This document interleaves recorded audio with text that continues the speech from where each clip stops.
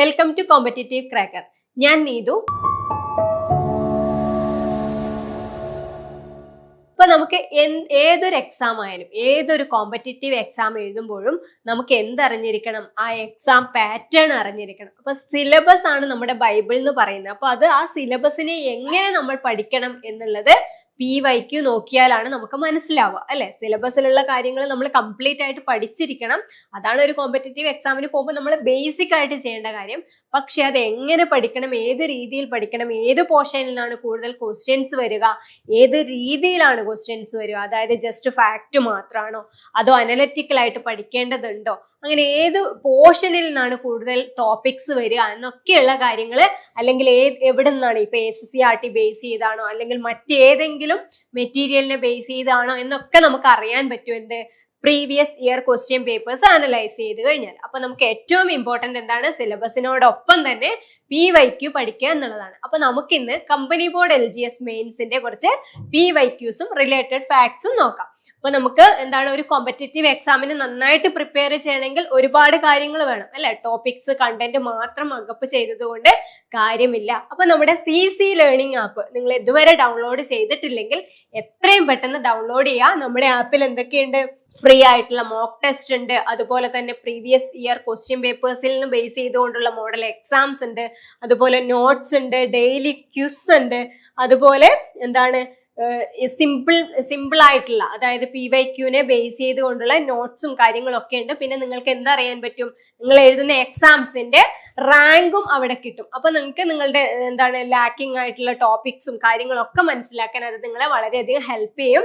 So ഇതുവരെ download ചെയ്തിട്ടില്ലാത്തവർ എത്രയും പെട്ടെന്ന് ഡൗൺലോഡ് ചെയ്യുക. എന്നിട്ട് നിങ്ങളുടെ പ്രിപ്പറേഷൻ കൂടുതൽ വേഗത്തിലാക്കുക. നിങ്ങൾ ആഗ്രഹിക്കുന്ന ജോലിയിലേക്ക് എത്രയും പെട്ടെന്ന് എത്തട്ടെ. സോ നമുക്ക് ആദ്യത്തെ ക്വസ്റ്റ്യനിലേക്ക് പോകാം. താഴെ പറയുന്നവയിൽ ഉത്തരായന രേഖ, അതായത് ട്രോപ്പിക് ഓഫ് ക്യാൻസർ കടന്നു പോകാത്ത ഇന്ത്യൻ സംസ്ഥാനം, കടന്നു പോകാത്ത ഇന്ത്യൻ സംസ്ഥാനം. അപ്പൊ PYQ നോക്കുമ്പോൾ നമ്മൾ എന്ത് ചെയ്യണം? അതിൽ കീവേഡ്സ് നമ്മൾ പെട്ടെന്ന് ഇപ്പൊ എക്സാമിന് പോയിരിക്കുമ്പോൾ നമ്മൾ പെട്ടെന്ന് എന്ത് ചെയ്യും? പോകുന്നതാണോ പോകാത്താണോ എന്നൊക്കെ ശ്രദ്ധിക്കാതിരിക്കും. അപ്പൊ നമ്മൾ എന്ത് ചെയ്യണം? ക്വസ്റ്റ്യൻസിലെ കീവേഡ്സ് ശരിക്കും ശ്രദ്ധിക്കുന്നതാണ് ഫസ്റ്റ് ഇമ്പോർട്ടന്റ് കാര്യം. അപ്പൊ പോകാത്ത ഇന്ത്യൻ സംസ്ഥാനം ഏതാണ്? രാജസ്ഥാനാണോ, ത്രിപുരയാണോ, ഒഡീഷയാണോ, മധ്യപ്രദേശ് ആണോ? അപ്പൊ നമുക്ക് ഏതൊക്കെ സംസ്ഥാനങ്ങളിലൂടെ കടന്നു പോകുന്നു എന്നറിയണം. അപ്പൊ ട്രോപ്പിക് ഓഫ് ക്യാൻസർ എന്താണെന്ന് നമുക്ക് നോക്കാം. അപ്പൊ ഏതൊക്കെ സംസ്ഥാനങ്ങളിലൂടെ ട്രോപ്പിക് ഓഫ് ക്യാൻസർ പാസ് ചെയ്യുന്നുണ്ട് എന്നുള്ളത് നമുക്ക് അറിയേണ്ടതുണ്ട്. അപ്പൊ ട്രോപ്പിക് ഓഫ് ക്യാൻസർ, അതിനു മുമ്പ് ട്രോപ്പിക് ഓഫ് ക്യാൻസർ എന്താണെന്ന് അറിയണം, അല്ലെ? എന്താണെന്ന് അറിയാലോ? അതായത് ലാറ്റിറ്റ്യൂഡ്സ്, അല്ലെ? രേഖാംശ രേഖകളും അക്ഷാംശ രേഖകളും ഉണ്ട്. നമ്മുടെ ഗ്ലോബിൽ ലൊക്കേഷൻ നോക്കണമെങ്കിൽ നമ്മൾ ലാറ്റിറ്റ്യൂഡിന്റെയും ലോഞ്ചിറ്റ്യൂഡിന്റെയും ബേസിലാണ് നോക്കുക. സോ എന്താണ്? 0 ഡിഗ്രി ലാറ്റിറ്റ്യൂഡ് അക്ഷാംശ രേഖയാണ് ഇക്വേറ്റർ എന്ന് പറയുന്നത്. അപ്പൊ ഇക്വേറ്ററിന്റെ തൊട്ട് മുകളിലായിട്ട് നോർത്തേൺ ഹെമിസ്ഫിയറിൽ കിടക്കുന്ന 23.5 ഡിഗ്രി നോർത്ത് ആണ് ട്രോപ്പിക് ഓഫ് ക്യാൻസർ അഥവാ ഉത്തരായന രേഖ, അല്ലെ? അപ്പൊ ആ ഉത്തരായന രേഖയാണ് നമ്മുടെ ഇന്ത്യയിലൂടെ കടന്നു പോകുന്ന അക്ഷാംശ രേഖ എന്ന് പറയുന്നത്. ട്രോപ്പിക് ഓഫ് ക്യാൻസർ അഥവാ 23.5 ഡിഗ്രി നോർത്ത് ഉത്തരായന രേഖയാണ് ഇന്ത്യയിലൂടെ കടന്നു പോകുന്നത്. അതായത് ഏകദേശം ഇന്ത്യയുടെ കറക്റ്റ് ഏകദേശം സെന്ററിലൂടെ കടന്നു പോകുന്നു. ഇന്ത്യ എന്താണ്, ഇക്വേറ്റർ ഭൂമിയെ 2 ഈക്വൽ പാർട്സ് ആക്കുന്നത് പോലെ തന്നെ ഇന്ത്യയെ എന്താക്കുന്നു? നോർത്തും സൗത്തും എന്നുള്ള ഏകദേശം ഡിവിഷൻസ് വരുന്നു. അപ്പൊ എവിടെ തുടങ്ങുന്നു? ഗുജറാത്തിൽ തുടങ്ങി മിസോറാമിൽ അവസാനിക്കുന്നു, അല്ലെ? അപ്പൊ മിസോറാമിൽ അവസാനിക്കുന്നു. അപ്പൊ ഗുജറാത്തിൽ തുടങ്ങി മിസോറാമിൽ എൻഡ് ചെയ്യുന്നു, അല്ലെ? ഇന്ത്യയില്, അല്ലെ? ഇതിങ്ങനെ കടന്നു പോകുന്നു. അപ്പൊ ഇന്ത്യയില് എൻഡ് ചെയ്യുന്നതാണ് ട്രോപ്പിക് ഓഫ് ക്യാൻസർ എന്ന് പറയുന്നത്. അപ്പൊ ഏതൊക്കെ സ്റ്റേറ്റ്സിലൂടെയാണ് കടന്നു പോകുന്നത് എന്ന് നമ്മൾ പഠിക്കണം.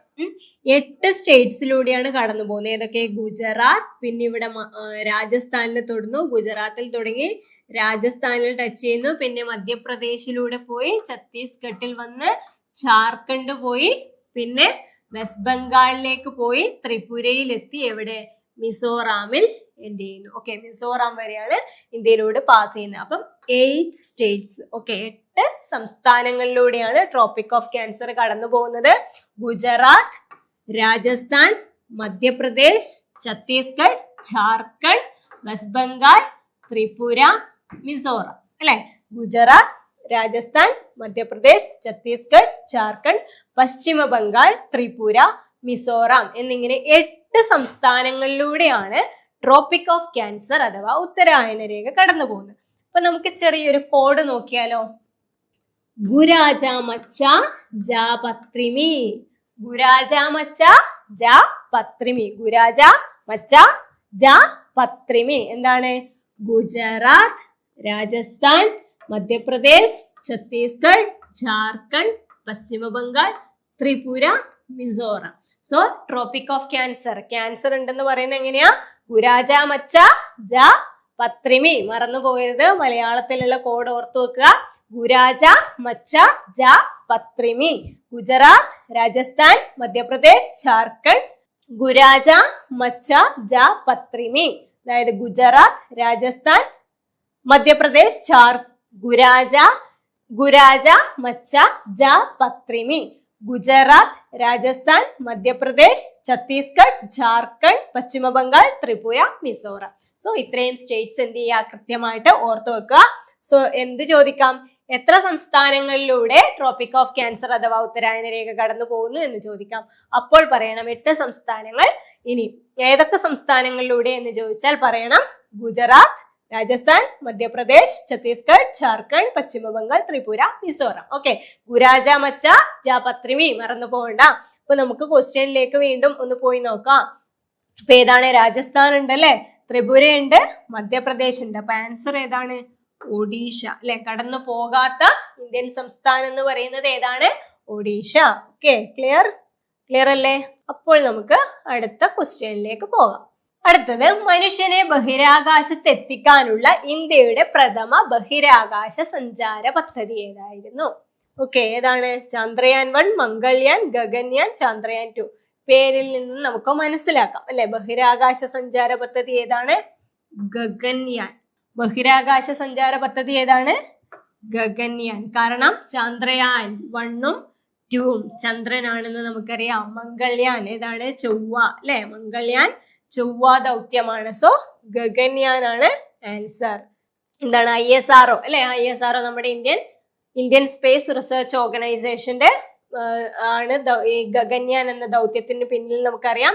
ഇന്ത്യ ആദ്യമായി വികസിപ്പിച്ചെടുത്ത ഹ്യൂമൻ സ്പേസ് ഫ്ലൈറ്റ് പ്രോഗ്രാം ആണ് ഏത്? ഗഗൻയാൻ.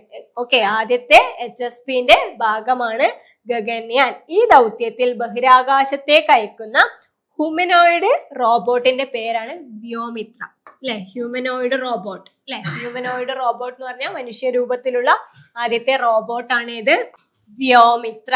ഹ്യൂമനോയിഡ് റോബോട്ട്, മനുഷ്യ രൂപത്തിലുള്ള റോബോട്ടാണ് വ്യോമിത്ര. ഓർക്കുക. ഓക്കെ, വ്യോമിത്ര ഓർത്ത് വെക്കുക. പിന്നെ എന്താണ്? ചന്ദ്രയാൻ 2008 ഓക്കെ, ആദ്യത്തെ ചന്ദ്രയാൻ ദൗത്യം ചന്ദ്രയാൻ 1 2008 അതുപോലെ തന്നെ മംഗൾയാൻ ചൊവ്വ 2013 കൂടി ഓർത്ത് വെക്കുക. ഓക്കെ, ദെൻ 1999 കാർഗിൽ യുദ്ധത്തിൽ ഇന്ത്യൻ വ്യോമസേന നടത്തിയ ഓപ്പറേഷൻ ഏത് പേരിലാണ് അറിയപ്പെടുന്നത്? ഇന്ത്യൻ വ്യോമസേന നടത്തിയ ഓപ്പറേഷൻ ഏത് പേരിലാണ് അറിയപ്പെടുന്നത്? ഓപ്പറേഷൻ സഫേദ് സാഗർ എന്നാണ് അറിയപ്പെടുന്നത്. ഓപ്പറേഷൻ സഫേദ് സാഗർ. ഇപ്പൊ ഓപ്പറേഷൻ വിജയ് എന്താണ്? 1999 കാർഗിൽ യുദ്ധത്തിൽ ഇന്ത്യൻ ആർമി നടത്തിയ നീക്കമാണ് ഓപ്പറേഷൻ വിജയ് എന്ന് പറയുന്നത്. ഓപ്പറേഷൻ വിജയ് എന്താണ്? 1999 കാർഗിൽ യുദ്ധത്തിൽ ഇന്ത്യൻ ആർമി നടത്തിയത്. ഇനി കരസേനയെ സഹായിക്കാനായി ഇന്ത്യൻ വ്യോമസേന കാർഗിൽ മേഖലയിൽ നടത്തിയ ആക്രമണത്തിന് ഓപ്പറേഷൻ സഫേദ് സാഗർ എന്ന് പറയുന്നു അല്ലെ. ഓപ്പറേഷൻ സഫേദ് സാഗർ എന്ന് പറയുന്നത് വ്യോമസേനയാണ്. ദെൻ ഓപ്പറേഷൻ വിജയ് ആണ് ഇന്ത്യൻ ആർമി നടത്തിയത്. പിന്നെ ഓപ്പറേഷൻ മേഘദൂത് ഇത് 1984 ഓപ്പറേഷൻ മേഘദൂത് വരുന്നത് 1984 എന്താണ്? സിയാച്ചിൻ ഗ്ലേഷ്യർ പിടിച്ചടക്കാൻ ഇന്ത്യൻ സായുധ സേന നടത്തിയ വിജയകരമായ സൈനിക നടപടിയാണ് ഇത് മേഘദൂത് എന്ന് പറയുന്നത്. പിന്നെയോ കാർഗിൽ യുദ്ധ വിജയത്തിന്റെ ഓർമ്മയ്ക്കായി എല്ലാ വർഷവും ഏത് ദിവസം? ജൂലൈ 26 കാർഗിൽ വിജയ് ദിവസ് ആചരിക്കുന്നു. ഓക്കെ, എപ്പോഴാണ് കാർഗിൽ വിജയ് ദിവസ്? ജൂലൈ 26. ഓർത്തു വെക്കുക. ദെൻ അടുത്തത്, ഇന്ത്യയിലെ ആദ്യത്തെ അണ്ടർ വാട്ടർ മെട്രോ ടണൽ ഉദ്ഘാടനം ചെയ്തത് എവിടെയാണ്? എവിടെയാണ് അണ്ടർ വാട്ടർ മെട്രോ ടണൽ ഉദ്ഘാടനം ചെയ്തത്? മുംബൈ, ചെന്നൈ, കൊൽക്കത്ത, ഡൽഹി. അപ്പൊ എവിടെയാണ്? കൊൽക്കത്തയിലാണ് ഉദ്ഘാടനം ചെയ്തത്. കൊൽക്കത്തയിലെ ഹൂഗ്ലി നദി, ഏത് റിവർ ആണ്? ഹൂഗ്ലി നദി. അപ്പൊ എവിടെയാണ് എന്നതായിരുന്നു കഴിഞ്ഞ ക്വസ്റ്റ്യൻ എങ്കിൽ ഇനി ഏത് റിവർ ആണെന്ന് ചോദിക്കാം. അപ്പൊ കണക്റ്റഡ് ആയിട്ടുള്ള ഫാക്ടേഴ്സ് പഠിച്ചു വെക്കുക. അപ്പൊ ഹൂഗ്ലി നദിക്കടിയിലൂടെയാണ് നിർമ്മിച്ചിരിക്കുന്നത്. പിന്നെയോ കൊൽക്കത്ത മെട്രോയുടെ ഈസ്റ്റ് വെസ്റ്റ് ഇടനാഴിയുടെ ഭാഗമാണ് ഏത് ഈ ടണൽ എന്ന് പറയുന്നത്. ദെൻ ഹൗറയെയും സാൾട്ട് ലേക്കിനെയും ബന്ധിപ്പിക്കുന്നു. ഇന്ത്യയിലെ ഏറ്റവും ആഴത്തിലുള്ള മെട്രോ സ്റ്റേഷനായ ഹൗറ മെട്രോ സ്റ്റേഷൻ ഇതിന്റെ ഭാഗമാണ്. ഹൗറ മെട്രോ സ്റ്റേഷൻ എന്താണ്? ഇന്ത്യയിലെ ഏറ്റവും ആഴത്തിലുള്ള metro station Howrah metro station. Okay. ഇന്ത്യയിൽ ആദ്യമായി മെട്രോ റെയിൽ സർവീസ് ആരംഭിച്ച നഗരം ഏത് തന്നെയാണ്? കൊൽക്കത്ത. ആദ്യത്തെ മെട്രോ റെയിൽ സർവീസ് ആരംഭിച്ചതും കൊൽക്കത്തയിലാണ്. 1984. ഇനി ഇന്ത്യയിലെ ഏറ്റവും ഉയരമുള്ള കൊടുമുടിയായ മൗണ്ട് കേറ്റു സ്ഥിതി ചെയ്യുന്നത് എവിടെയാണ്? മൗണ്ട് കേറ്റു, ഏറ്റവും ഉയരമുള്ള കൊടുമുടി മൗണ്ട് കേറ്റു സ്ഥിതി ചെയ്യുന്നത് എവിടെയാണ്? ലഡാക്ക് ആണോ, സൻസ്കർ ആണോ, കാരക്കോറം ആണോ, ശിവാലിക് ആണോ? That is Karakoram. മൗണ്ട് കേറ്റു സ്ഥിതി ചെയ്യുന്നത് കാരക്കോറം. ഏതാണ്? കേറ്റു അഥവാ ഗോഡ്വിൻ ഓസ്റ്റിൻ ലോകത്തിലെ രണ്ടാമത്തെ ഉയരം കൂടിയ കൊടുമുടിയാണ്. ലോകത്തിലെ രണ്ടാമത്തെ. ഇതിന്റെ ഹൈറ്റ് എന്ന് പറയുന്നത് 8611 മീറ്റർ ആണ്. 8611 മീറ്റർ. ഓക്കെ, മീറ്റർ ആണ് കേറ്റു. മൗണ്ട് കേറ്റുവിന്റെ ഹൈറ്റ് എന്ന് പറയുന്നത്. ട്രാൻസ് ഹിമാലയൻ നിരകളുടെ ഭാഗമായ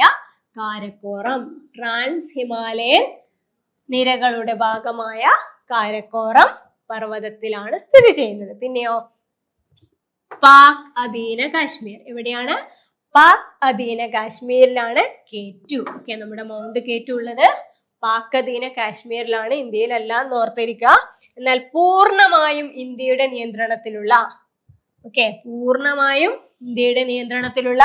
ഏറ്റവും വലിയ കൊടുമുടി ഏതാണ്? ഏറ്റവും വലിയ കൊടുമുടിയാണ് നമ്മുടെ കാഞ്ചൻജംഗ.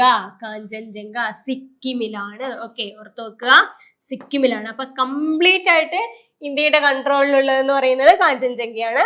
മൗണ്ട് കേറ്റു കിടക്കുന്നത് പാക് അധീന കാശ്മീരിലാണ് എന്നുള്ള പ്രധാനപ്പെട്ട പോയിന്റ് നിങ്ങൾ ഓർത്തു വെക്കുക. ഇനി അടുത്ത ക്വസ്റ്റ്യനിലേക്ക് പോവാം. ഇന്ദ്രാവതി ഏത് നദിയുടെ പോഷക നദിയാണ്? മഹാനദി, കൃഷ്ണ, ഗോദാവരി, കാവേരി. ഇന്ദ്രാനദി ഏത് നദിയുടെ പോഷക നദിയാണ്? ഇറ്റ് ഈസ് ഗോദാവരി അല്ലെ. അതായത് ഉപദ്വീപീയ നദികളിൽ ഏറ്റവും വലുത് ഏതാണ്? ഗോദാവരി അല്ലെ. അപ്പൊ ഗോദാവരിയുടെ പോഷക നദിയാണ് ഏത്? ഇന്ദ്രാവതി. ഇന്ത്യയിലെ രണ്ടാമത്തെ നദി അല്ലെ. അതായത് ഏറ്റവും വലിയ നദിയായ ഗംഗ അല്ലെ. ഇന്ത്യയിലെ ഏറ്റവും നീളം കൂടിയ നദിയാണ് ഗംഗാ നദി. അതുകൊണ്ട് തന്നെ എന്താണ്? ദക്ഷിണേന്ത്യയിലെ ഗംഗ എന്നാണ് ഗോദാവരി അറിയപ്പെടുന്നത്. ഇന്ത്യയിലെ ഏറ്റവും നീളം കൂടിയ നദിയാണ് ഗംഗ.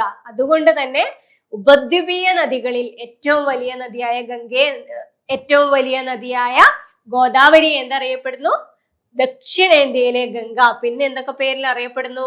വൃദ്ധഗംഗ എന്നുകൂടി ഗോദാവരി അറിയപ്പെടുന്നുണ്ട്. അപ്പോൾ ഇന്ത്യയിലെ രണ്ടാമത്തെ വലിയ നദിയും ദക്ഷിണേന്ത്യയിലെ ഏറ്റവും വലിയ നദിയുമാണ് ഗോദാവരി. ഓക്കെ, അപ്പൊ പേര് കേൾക്കുമ്പോൾ കാവേരിയും കൃഷ്ണയും ഒക്കെ മഹാനദിയും ഒക്കെ തോന്നുന്നുണ്ടെങ്കിലും ഗോദാവരിയാണ് ദക്ഷിണേന്ത്യയിലെ ഏറ്റവും നീളം കൂടിയ നദിയെന്നും, അതായത് ഉപദ്വീപീയ നദികളിൽ ഏറ്റവും നീളം കൂടിയത് ഗോദാവരിയാണെന്നും ഓർത്തു വെക്കുക. വൃദ്ധഗംഗ എന്നറിയപ്പെടുന്നു, ദക്ഷിണഗംഗ എന്നും അറിയപ്പെടുന്നുണ്ട്. പിന്നെ ഇന്ദ്രാവതി ഒരു പോഷക നദിയാണെന്ന് പറഞ്ഞു. ഇന്ദ്രാവതി കൂടാതെ ഏതൊക്കെയുണ്ട്? മഞ്ചീര, പെൻഗംഗ, വെൻഗംഗ, ശബരി. ഓക്കെ, അതായത് ഗംഗയുണ്ട്, ഗോദാവരിയിൽ ഗംഗയുണ്ട്. ദക്ഷിണ ഗംഗ ആയതുകൊണ്ട് തന്നെ എന്താണ്? നമ്മുടെ ഗോദാവരിയുടെ പോഷക നദികളുടെ പേരിൽ എന്തുണ്ട്? ഗംഗ എന്നുണ്ട് എന്ന് ഒന്ന് കോഡ് ചെയ്ത് വെക്കുക. എന്താണ്? ഇന്ദ്രാവതി, മഞ്ജീര, പെൻഗംഗ, വെൻഗംഗ, ശബരി. ഇതൊക്കെയാണ് ഗോദാവരിയുടെ പോഷക നദികൾ. പിന്നെയോ ഇന്ദ്രാവതി ഒഴുകുന്നത് എതിലൂടെയാണ്? ഛത്തീസ്ഗഡിലെ ബസ്തർ മേഖലയിലൂടെയാണ്. ഏതുവഴിയാണ് ഇന്ദ്രാവതി ഒഴുകുന്നത്? ഇന്ദ്രാവതി പ്രധാനമായും ഛത്തീസ്ഗഡിലെ ബസ്തർ മേഖലയിലൂടെയാണ് ഒഴുകുന്നത്. പിന്നെ ഇന്ദ്രാവതിയിലുള്ള ഒരു വെള്ളച്ചാട്ടമാണേത്? ചിത്രകൂട്. ഇന്ദ്രാവതിയിലുള്ള ഒരു വെള്ളച്ചാട്ടമാണ് ചിത്രകൂട്. ഓർത്തു വെക്കുക, ചിത്രമുള്ളത് ഇന്ദ്രന്റെയാണ്. ഓക്കെ, ചിത്രമുള്ളത് ആരുടെയാണ്? ഇന്ദ്രന്റെയാണ് എന്ന് ഓർത്തു വെക്കുക. ചിത്രമുള്ളത് ഇന്ദ്രന്റെയാണ്. അപ്പോൾ ചിത്രം കൊണ്ട് കൂട് കൂട്ടിയിരിക്കുന്നത് ഇന്ദ്രാവതിയാണ്. ഓക്കെ, ഇന്ദ്രാവതി നദിയിലുള്ള വെള്ളച്ചാട്ടമാണിത് ചിത്രകൂട്. അപ്പൊ ഇന്ദ്രന്റെ ചിത്രം എന്ന് ഓർത്ത് വെക്കുക. അപ്പൊ ഇപ്പൊ നമ്മൾ പരിചയപ്പെട്ടത് ജോഗ്രഫിയിൽ നിന്ന് വരുന്ന PYQs ആണ്. നമ്മൾ കുറച്ച് ക്വസ്റ്റ്യൻസ് ആണ് നോക്കിയത്. അപ്പൊ നമ്മൾ കണ്ടു ആ ക്വസ്റ്റ്യൻസും അതിന്റെ ആൻസർ മാത്രമല്ല നമ്മൾ പഠിച്ചു പോകുന്നത്, ആ ഓപ്ഷൻസ് പഠിക്കും, അതുമായി ബന്ധപ്പെട്ട കാര്യങ്ങൾ. ഇപ്പൊ നദി ആയാൽ പോലും അതിന്റെ പോഷക നദിയാണ് ക്വസ്റ്റ്യൻ ചോദിക്കുന്നെങ്കിലും അതുമായി റിലേറ്റ് ചെയ്തിട്ടുള്ള വെള്ളച്ചാട്ടം, അതുപോലെ ഡാം ഉണ്ടെങ്കിൽ അത്, പിന്നെ അതിന്റെ തീരത്തുള്ള പട്ടണം ഉണ്ടെങ്കിൽ അത്, അങ്ങനെ കുറെ കാര്യങ്ങൾ നമുക്ക് കണക്റ്റഡ് ഫാക്ട് ആയിട്ട് കിട്ടും. അപ്പൊ ഈ വർഷം അതിന്റെ പോഷക നദിയാണ് ചോദിച്ചതെങ്കിൽ അടുത്ത വർഷം അതുമായി റിലേറ്റ് ചെയ്തിട്ടുള്ള അതിന്റെ തീരത്ത് സ്ഥിതി ചെയ്യുന്ന പ്രധാനപ്പെട്ട നഗരം ഏതാണെന്ന് ചോദിക്കാം. ഇല്ലെങ്കിൽ ഏതാണ് ഇപ്പൊ നമ്മൾ കണ്ടു അല്ലെ, ഉത്തരായന രേഖ കടന്നു പോകാത്തത്. അപ്പൊ ഇനി ചോദിക്കാം എത്ര സംസ്ഥാനങ്ങളിലൂടെ കടന്നു പോകുന്നു, അല്ലെങ്കിൽ താഴെ തന്നിരിക്കുന്നവയിൽ അതിൽ പെടാത്തത് ഏതെന്നൊക്കെ ചോദിക്കാം. അപ്പൊ നമ്മൾ അതുമായി ബന്ധപ്പെട്ട് മാക്സിമം പഠിക്കാൻ പറ്റുന്നതൊക്കെ പഠിക്കണം. പിന്നെ ജോഗ്രഫി എന്ന് പറയുമ്പോൾ നമ്മളൊരു മാപ്പ് വെച്ചിട്ട് അങ്ങനെ പഠിച്ചു കഴിഞ്ഞാൽ അതിന്റെ ഒരുപാട് കണക്റ്റഡ് ഫാക്ട് കിട്ടും. അപ്പോൾ ജോഗ്രഫി പഠിക്കുമ്പോൾ നിങ്ങൾ എന്തായാലും എന്ത് വെക്കുക? ഒരു മാപ്പ് കയ്യിൽ കരുതുക. ഗ്ലോബ് ഉണ്ടാവുക, അറ്റ്ലസ് ഉണ്ടാവുമെങ്കിൽ ഏറ്റവും ഉത്തമം. അപ്പൊ എല്ലാ റിലേറ്റഡ് ആയിട്ടുള്ള കണ്ടന്റ്സിന്റെയും എന്ത് കിട്ടും? മാപ്പ് കിട്ടും. അപ്പൊ മാപ്പ് വെച്ചിട്ട് തന്നെ പഠിക്കുക. വേൾഡ് മാപ്പും, അറ്റ്ലീസ്റ്റ് വേൾഡ് മാപ്പും കേരള മാപ്പും ഇന്ത്യൻ മാപ്പും നിങ്ങൾക്ക് എന്തായിരിക്കണം? പരിചയം ഉണ്ടായിരിക്കണം, നല്ല പരിചയം ഉണ്ടായിരിക്കണം. എന്നാൽ ഈസി ആയിട്ട് കുറെ ക്വസ്റ്റ്യൻസ് നമുക്ക് അറ്റൻഡ് ചെയ്യാൻ പറ്റും. അപ്പൊ ഇതുപോലെ എന്ത് ചെയ്യണം? ക്വസ്റ്റ്യൻ വെക്കുക, എന്നിട്ട് അതിനെ അനലൈസ് ചെയ്യുക, എന്നിട്ട് നോക്കണം ഇത് എവിടെ നിന്ന് വരുന്നു. ചിലപ്പോൾ SCRT-യിൽ നിന്ന് അതുപോലെ പ്രസ്താവന ചോദ്യങ്ങളൊക്കെ അതുപോലെ പ്രസ്താവന എടുത്തിട്ട് എന്ത് ചെയ്യാറുണ്ട്? ക്വസ്റ്റ്യൻസിൽ വരാറുണ്ട്. അപ്പൊ എവിടുന്നാണ്, ഏത് ചാപ്റ്ററിൽ നിന്നാണ് എന്നൊക്കെ നമുക്ക് ഐഡന്റിഫൈ ചെയ്യാൻ പറ്റും. അപ്പൊ ഇതുപോലെയുള്ള കൂടുതൽ ക്വസ്റ്റ്യൻസുമായി നമുക്ക് വീണ്ടും കാണാം, വീണ്ടും അനലൈസ് ചെയ്യണം, അപ്പൊ വീണ്ടും പഠിക്കാം. അതുപോലെ തന്നെ നമ്മുടെ LDC ബാച്ച് സ്റ്റാർട്ട് ചെയ്യുന്നുണ്ട്. ഓക്കെ, അപ്പൊ ഏറ്റവും വേഗത്തിൽ നിങ്ങൾക്ക് ആഗ്രഹിക്കുന്ന രീതിയിലേക്ക് എത്താൻ, ആഗ്രഹിക്കുന്ന ജോലി കിട്ടാൻ, ഏറ്റവും പെട്ടെന്ന് അച്ചീവ് ചെയ്യാൻ വേണ്ടിയിട്ട് എന്ത് ചെയ്യുക? നമ്മുടെ സിസ്റ്റമാറ്റിക് ആയിട്ടുള്ള സ്റ്റഡി പ്ലാനും മോഡൽ എക്സാംസും ഒക്കെ ആയിട്ട് CC നിങ്ങൾക്ക് മുന്നിലേക്ക് എത്തുകയാണ്. അപ്പൊ നമ്മുടെ LDC ബാച്ച് 2027 പഠിച്ചു തുടങ്ങാനായിട്ട് എത്രയും പെട്ടെന്ന് ഈ പുതിയ ബാച്ചിലേക്ക് ജോയിൻ ചെയ്യാൻ വേണ്ടിയിട്ട് എന്ത് ചെയ്യുക? ഈ കാണുന്ന കോണ്ടാക്ട് നമ്പറിൽ വിളിക്കുക. 8590202323 എന്ന നമ്പറിൽ കോണ്ടാക്ട് ചെയ്യുക. സോ ഇനി നമുക്ക് കാണാം. കൂടുതൽ ക്വസ്റ്റ്യൻസും എക്സ്പ്ലനേഷനും കൂടുതൽ നല്ല ടോപ്പിക്സുമായിട്ട് നമുക്ക് വീണ്ടും കാണാം. Thank you so much.